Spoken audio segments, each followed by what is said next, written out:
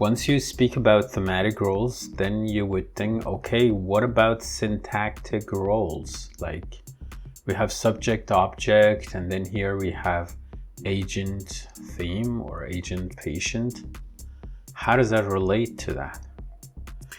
So how do we figure out what is the meaning of a given sentence? You might say, of course, we know what a sentence means because we know the meaning of every word. Even though a word may not have a direct meaning, like a lexical meaning, it will still have some syntactic or grammatical meaning. Like, for example, a preposition might not have a direct meaning, but it would point to a direction or something, so it has a function. We can figure out, because we put them together, we know what the sentence means. That is actually true. The way we figure out what the meaning of a given sentence is, but we also know the way the words relate to each other through the syntactic structure. This way of processing meaning or composing meaning is called the principle of compositionality.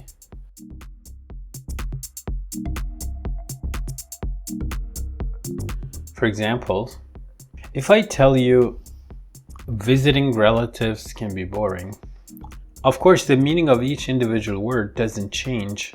Like every word has a meaning, but depending on how you relate the words together, the meaning of the sentence would change. Here the sentence is ambiguous because when you say visiting relatives can be boring, here the subject can be visiting or the subject can be relatives. So if you say visiting relatives, it means visiting your relatives can be boring. Or if you say relatives who are visiting you, when your relatives visit you, it can be a boring experience. Do you see the difference? So here, depending on the way you interpret the structure, the meaning of the sentence would change, and this is simple proof that the meaning of a sentence does not merely depend on the meaning of every individual word. Okay, so that's just for warm up. So you would say, okay, what does this have to do with some thematic roles? Well, that's actually when thematic roles becomes relevant, because the thematic role tells you the semantics of the way a word relates to other words in the syntactic structure. So the syntactic structure also defines how each word in a sentence relates to the verb. For example, what is the role or thematic role of a word in the sentence? Today I'm going to focus only on two of these thematic roles, but there are other thematic roles like force, instrument, experience, goal, source, location. Focus on the sentence, the little boy found a coin. So here, the little boy is the subject, right? And what is a coin? It's the object. So what does it have to do with the thematic roles? So in thematic roles, we focus on the semantics. The little boy here is the agent or doer of the action of finding. A coin, on the other hand, is the theme. Theme being what undergoes the action. The verb find is, other than its phonology, it has semantic content, but its semantic content is so that it requires an agent and a theme. So when you use the verb find, it requires an object complement. It requires a theme, or it assigns a theme. Of course, every verb in English requires not an agent, a subject, but here the distinction becomes important. So when you use the verb find, its semantic content is so that it assigns at least two roles, and those roles need to be taken by a word or a bunch of words. So here the role agent is taken by the words the little boy, and the theme is taken by the words a coin. In the sentence, the little boy is the subject and it is the agent.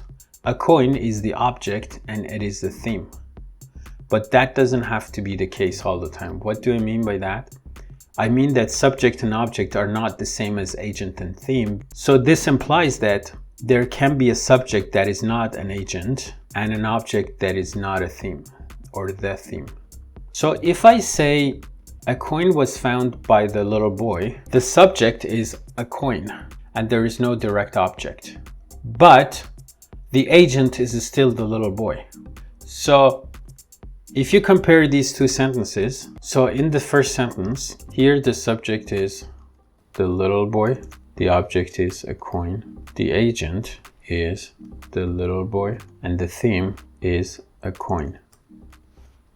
In the next sentence, the subject is a coin, the agent is the little boy, the object, there is no object, none, this is none, and the theme is still a coin. So you see, the meaning of the sentence doesn't change, but the syntactic structure changes. That's why subject and object are syntactic roles, but agent and theme are thematic roles. In both sentences, the agent and theme are the same, but the subject and object change. So basically, in the second sentence, we don't have a direct object, we have an object of preposition, which is the little boy. Sometimes the subject here, the subject is I. Agent, there's no agent because the word I does not actually do something. Like, you know, when you see an accident, you don't actively like engage in doing something. You experience the accident through the sense of sight or vision. You don't even actively use that because you're equipped with that. You experience the accident. But when you say found, that's like you're actively engaged in the act of doing, and this way of interpreting things sometimes can be confusing. But here the I is the subject, but not the agent, because I did not do anything. I experienced the accident by seeing it, but did not actively engage in doing it. So similarly, if I say the gunshot scared away the passersby, here the gunshot is not the agent because it has no agency. Although it is the cause of that, the passersby being scared away, the thematic role is other than the agent. So what you would ask, what is the thematic role? That's something I will cover in a different video. But the point is, it's not the agent, but it is still the subject.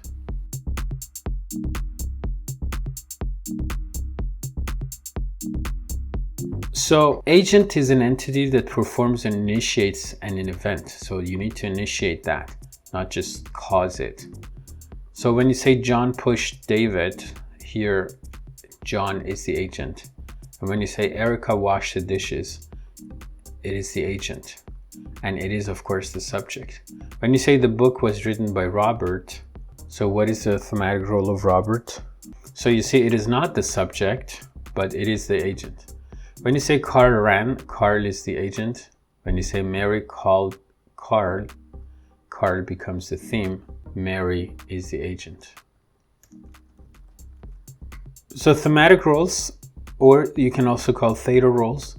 This is a term that you would encounter in government binding theory or the minimalist program. These are different linguistic theories, okay? So what does that tell you? It tells you about the role performed by each argument. So a single word or a bunch of words that constitute an argument, which is a subject or a complement of a predicate. So there is a limited number of thematic functions or thematic relations in the sentence or phrase, which are universally applicable to different languages. So what is important in this definition is that they are universal and they are limited in their number. And then based on these roles, every word or every argument in a sentence can be assigned a role. Of those roles, today I just covered agent and theme, but there's more, and I'm gonna cover those in different videos.